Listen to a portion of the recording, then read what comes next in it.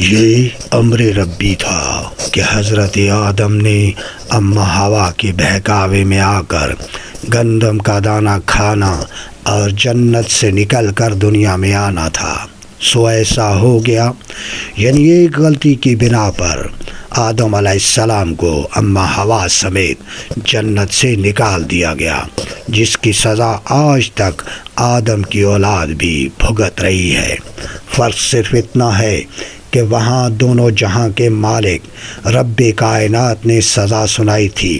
جہاں ہر دوسرا شخص آدم کی اولاد کے لیے ناخدا بنا بیٹھا ہے، اور آج تک آدم کی اولاد کو گندم کا دانہ کھانے کی سزا دیتا ہے۔ یہ اسی سزا کا نتیجہ ہے کہ آج بھی پاکستان میں غریب عوام ایک وقت کی روٹی کو ترس رہے ہیں۔ بدقسمتی یہ ہے کہ ان کو ترسانے والے وہی لوگ ہیں جن کو آدم کی اولاد نے اپنا ہی خدا بنا رکھا ہے۔ وفاقی حکومت کا کہنا ہے کہ ہم نے گندم کا مکمل کوٹا ہر صوبے کو دے رکھا ہے اور آٹے کی کوئی کمی نہیں، تاکہ ہر کوئی شخص مشکل حالات میں بھی روکھی سوکھی روٹی کھا کر اپنا پیٹ بھر سکے۔ لیکن انہی ناخداؤں نے آدم کی اولاد کے لیے یہ عمل نہ صرف مشکل بنایا بلکہ اسی عمل کے ذریعے مال متاع بھی بنایا اور وفاق کے خلاف سیاست چمکانے کی کوشش بھی کر لی۔ وہ اس طرح کہ سرکار کی جانب سے دیا جانے والا آٹا سرکاری گوداموں میں ہی ذخیرہ کر کے نہ صرف افغانستان سمگل کیا جاتا رہا بلکہ بھوک سے نڈال عوام کو آٹا فراہمی سے یہ کہتے ہوئے انکار کی ویڈیو بھی سامنے آ گئی کہ جب تک وفاق انتخابات کرانے کا اعلان نہیں کرتا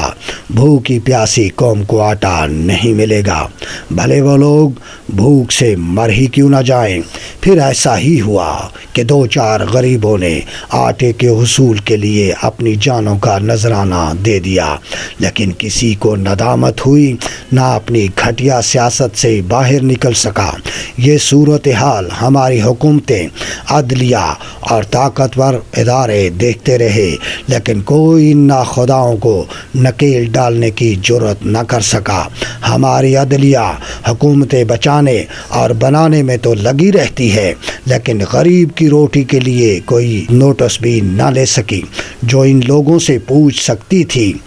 کہ عام انتخابات کا اعلان حکومت نے کرنا تھا یا ان غریب لوگوں نے، دوسرے لفظوں میں سیاسی قائدین نے بہانہ بنا کر آٹا سمگل کرنا تھا، سو کر لیا، لیکن کسی نے ان سے نہیں پوچھا کہ حکمرانوں کی سزا آٹا غائب اور ناپید کر کے غریب لوگوں کو کیوں دی گئی۔ اور یہ بات ہم وثوق سے کہتے ہیں کہ کوئی ان سے پوچھے گا بھی نہیں، کیونکہ جو پس رہے ہیں وہ غریب ہے، اور غریب کا جرم یہی ہے کہ وہ آج تک متحد نہ ہو سکا۔ ہمارا وفاق اور طاقتور ادارے ان ناخداؤں کے متکبرانہ بیانات سن کر بھی خاموش رہے۔ ہم ہر وقت دشمن کو زیر کرنے کی باتیں تو کرتے ہیں، لیکن جو لوگ ہمارے قائدین بن کر ملک اور قوم سے اس طرح دشمنی کر رہے ہیں کہ وفاق کو وہ کسی کھاتے میں نہیں ڈالتے، یعنی وفاق جو ماں کا کردار ادا کرتی ہے اس کو آنکھیں دکھاتے ہیں، ان سے کوئی پوچھنے والا نہیں۔ اوپر سے یہ رونا بھی رویا جاتا ہے کہ پاکستان کی بیرونی دنیا میں کوئی عزت نہیں کرتا۔ جب ایسی ناخلف اولاد اپنی ہی ماں کے خلاف اس طرح کی زبان استعمال کرے گی تو کوئی دوسرا ملک اس ملک کی عزت کیوں کرے گا؟ ضروری نہیں کہ ہمیں بیرونی دشمنوں کے خلاف ہی تیاری کرنی چاہیے۔ جو لوگ قوم کو بھوک سے مارنے کے در پہ رہے وہ بھی اس ملک کے جانی دشمن ہیں، مگر کسی نے نہیں پوچھا کہ آٹا کیوں سمگل اور ذخیرہ کیا جاتا ہے۔ بہانہ تو یہی بنایا گیا کہ آٹا ناپید ہو گیا۔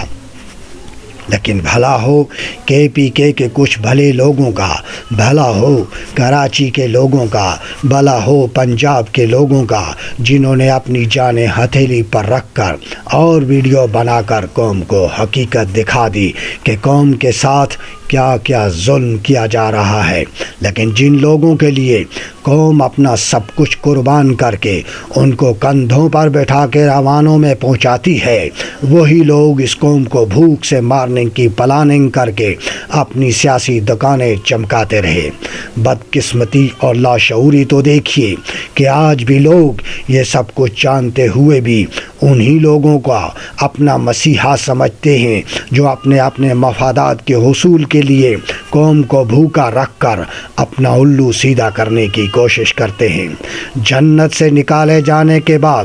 صدیاں بیت گئیں، لیکن ہماری قوم کو شعور نہ ملا کہ جن لوگوں کی جے جے کار میں وہ دن رات لگے رہتے ہیں وہی لوگ ان کے بچوں کو بھوک سے مارنا چاہتے ہیں۔ اگر کوئی معذب ملک ہوتا تو اس گھٹیا حرکت پر ایسے لوگوں کو سرے عام پھانسی دے دی جاتی، لیکن کیا کریں، ہم نہ تو معذب قوم ہیں اور نہ ہی حقیقی مسلمان، جو خود تو تکلیف برداشت کر لیتا ہے لیکن کسی دوسرے مسلمان کو تکلیف نہیں پہنچاتا۔ اگر ہم میں احساس اور انسانیت نہیں تو پھر ہم وہی وحشی درندے ہیں جو اپنی طاقت کے بل بوتے پر اپنے سے چھوٹے جانوروں کو کھا جاتے ہیں۔ خدا کرے میرا خدا کرے کوئی ایسا مسیحا آ جائے جو تکبر اور غرور سے بھرے ان ناخداؤں کو رب کریم کی طاقت دکھائے کہ سب دھنگ رہ جائیں۔ ہماری دعائیں ان غریبوں کے لیے ہیں جو بھوک اور مفلسی میں بھی میرے وطن پر ہر وقت قربان ہونے کے لیے تیار رہتے ہیں۔ پاکستان کے غریبوں کی پہچان، غریب عوام پارٹی آف پاکستان۔